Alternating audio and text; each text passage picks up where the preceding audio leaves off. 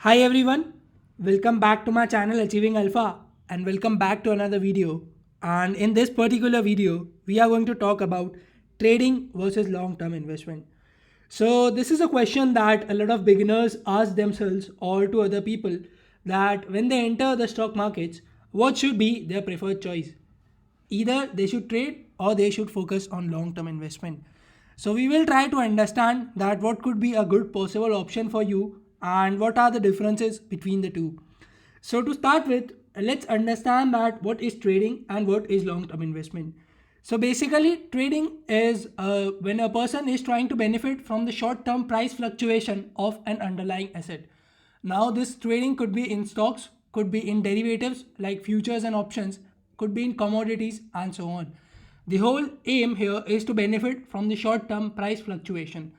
Whereas long term investment is basically picking an underlying asset and trying to invest in that particular asset for its value for long term. So the focus of a trader is on the price fluctuation, whereas for a long term investor is in the value of the underlying asset. And let's try to understand some of the points with respect to both. So the first question which people generally ask is that which is better and who makes more money. So a simple answer to this particular question is that both are good, both have their own pros and cons, and both people make money. I can give you numerous examples of people who have made money using both trading and long-term investment. Specifically in the Indian community, you will hear that people have only made money using long-term investment. So you will hear names like Mr. Rakesh Jhunjhunwala, Mr. Radhakishan Damani. But I think that you should also know that these people also started off as traders, and when they compounded their wealth to a very large amount, they turned into long-term investors. So that's a thing that you need to understand, that both people make money and there is enough scope in both the things. The second point that we need to understand is the risk and the reward involved in both the cases. So, whenever you are doing long term investment, you are reducing your risk of short term price fluctuations. And another thing which you are rewarded with are dividends and corporate actions like stock splits and bonuses. And you really need to understand that you can create a really good wealth here if you are disciplined enough and you follow an investment schedule with a proper discipline and proper analysis. Whereas in trading, the risk is certainly high, but the reward could also be really higher. And in short term, you can make some good wealth. Short term, when I'm saying short term, I'm comparing it with investment. Don't dream of becoming a millionaire in one single day. No, that's not going to happen. So, especially the favorite segment of most retailers as on date is futures and options. And you need to understand that these are highly leveraged products and the risk could be very high when you are trading in these. Specifically, when you don't know a lot of things, you don't have a lot of experience, and your knowledge about these are incomplete. So, this can be really detrimental for your financial as well as your emotional and mental health. So do understand that trading is really requiring a lot of effort, and you cannot jump straight in and start trading in FNO. Most probably there is a high chance that if you are doing that without studying or without taking the proper knowledge and experience, you are going to fail miserably here. So that's the second point. And the third point is that a lot of people say that compounding works only in long term investment. Now, this is something which is pure bullshit, because even if you start trading and if you're able to consistently grow your capital, then compounding does work in trading as well. And I see a lot of YouTubers talk about that trading will devour you, trading will destroy you, and you should only focus on long term investment. I think that this is purely bullshit. And I know a lot of people who make really good money using trading. And see, the thing is that if someone has failed at trading and they become a long term investor, it's very obvious that they are going to say that trading is all bullshit and it's not trading, it's gambling. And they will say numerous negative things about trading, which is, I think, which is not really true, because if someone couldn't make money using trading, doesn't mean that it's all bad and it's all bullshit. And you will hear numerous things, but the thing is that compounding does work in trading as well, and both people can make money. It's entirely false perception that traders cannot make money. And yeah, that's the third point.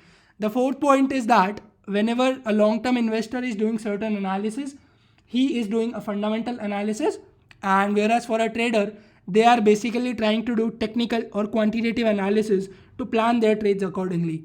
So fundamental analysis may include things like understanding the company's financials, understanding the company fundamentally, that how strong a company might be financially, what sort of debt it has, what sort of valuation is the company currently trading on, and those kind of things. Whereas technical analysis is basically trying to predict the future price movement based on the historical action, and quantitative analysis is something else. And I'm sure that most of you might be aware of what it is, because we are trying to do a lot of things on a daily basis. And if you're an old follower of this particular channel, you know that I try to prefer to use technical and quantitative analysis both and make trading decisions based on that. The next point is again something which I have mentioned numerous times in my old videos as well, that you need to understand that trading is a viable career option and you should treat it like a business. And when you are saying that it's a business, so it's obvious that you need more effort here than you need in long term investment. So you need to be pretty much disciplined and you need to work hard to grow in this particular business. And one of the best part about this is that it's an asset light business with limitless potential for growth. But again, it's not very much easy, because if you are here and if you are into the trading business for some time, you might know that it's not easy, because even the best of traders don't stop the learning curve. You need to constantly be involved in learning, and even if you become the best of traders, you cannot say that you know everything. Even the best of hedge fund managers don't say that they know everything, and they can openly say that they are learning every single day. So that's something which we need to understand. I'm not saying that investment is easy, but you need to understand that if you are opting to become a trader, then you need to be prepared to learn every single day. The next point is that investment is mostly passive, and again, I would repeat, that doesn't mean it's easy, and it requires less monitoring, although not zero. And you need to ensure that even if you want to eliminate that less active monitoring as well, you can just pick up a good index ETF and invest in that. So if you don't have the time to analyze stocks and companies, what you can do is you can basically pick up a good index ETF, let's say like Nifty 50 or Bank Nifty, and you can invest in that particular ETF in a disciplined manner to compound your wealth over the time. So this is something which can be done, but again, we need to understand that it requires less active monitoring and not entirely zero. Because you know that, let's say 5 years back, if you had invested your money in stocks like Yes Bank or DHFL, then you know that if you would have just left it there, so you know what would have been the end result as on date, and I need not describe that further. Plus, you need to keep an active track on the corporate governance, the quarterly results, the stake of FIIs, DIIs, and promoters, and the business and demand outlook of a particular company if you are invested into that. So, again, you need to do monitoring. It's not like you invest in one particular company and you forget it. You need to keep a check on the company, and but basically, if you are investing in a good company for long term, I don't think you need to monitor it a lot, and you can just sit back and relax, and you can just continue your SIP and just watch your wealth compound over the time. So that's something. Let's have a look at few more points before we wrap up this particular video. So the next point is that both have a different involvement of human emotions. Now, of course, there is a larger involvement of human emotions when a person is trading versus when he is investing, because as mentioned, that short term price fluctuations can be really making a person anxious, and there could be a lot of human emotions involved in that particular thing. For those of you who trade regularly, I am sure that you might relate that what I am trying to say here. The next point is that the learning curve of a trader can be much difficult than that of an investor, because see, you need to learn a lot of things, because trading is not a particular course which you can do, or basically it's not a particular degree which you can do and then you can become a master of it. It's something which comes with experience, and you need to be constantly involved into that, and you learn with time. And the success probability is unfortunately very less. And again, I'm not trying to demotivate you, because you must have heard of this particular fact that even 90% of the traders fail and only 10% or 5%, whatever you might have heard, are successful. And you need to understand that it's not for everyone. Again, I'm not demotivating you, but I'm just sharing the facts. If you can learn, if you have that passion, and if you can give out some good time, you can do really well in this particular field as well. The next point is that sometimes the drawdowns in trading can be too painful, and you need to understand that it's not possible to win all the time when you are trading. And I can give you numerous examples of large hedge funds that were destroyed.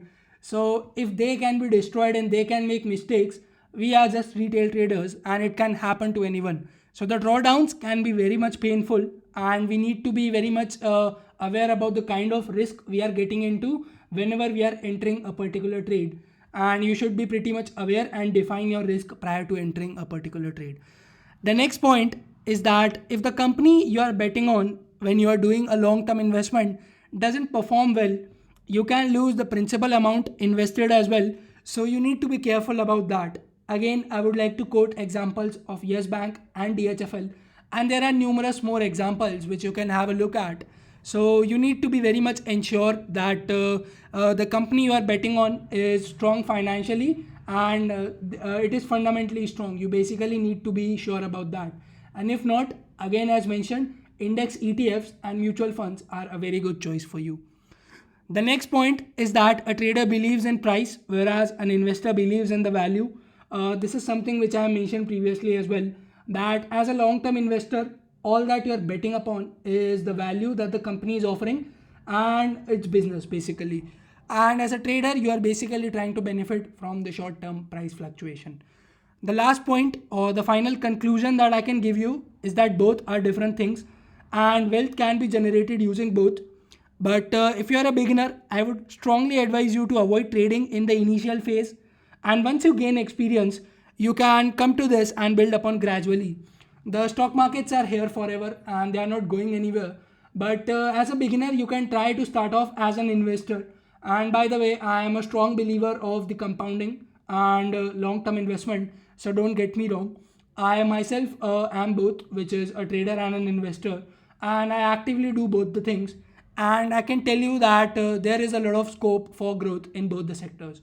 So this is something which we need to keep in mind, and you can just ignore people who say that money cannot be made using trading. Yes, it's hard, the success probability is less, but doesn't mean it's impossible. A lot of people have done it, a lot are doing it, and you can also do it if you have the proper discipline and if you are ready to give in your time and focus some time on learning and gaining the knowledge. So this was the difference between the both and some comparison and my thoughts on these. And I hope you enjoyed this particular video. If you did, please consider pressing the like button. And if you're new here and coming here for the first time, subscribe to this channel for more such content. Thank you so much for sticking around till the end. Have a good day. Take care and bye-bye.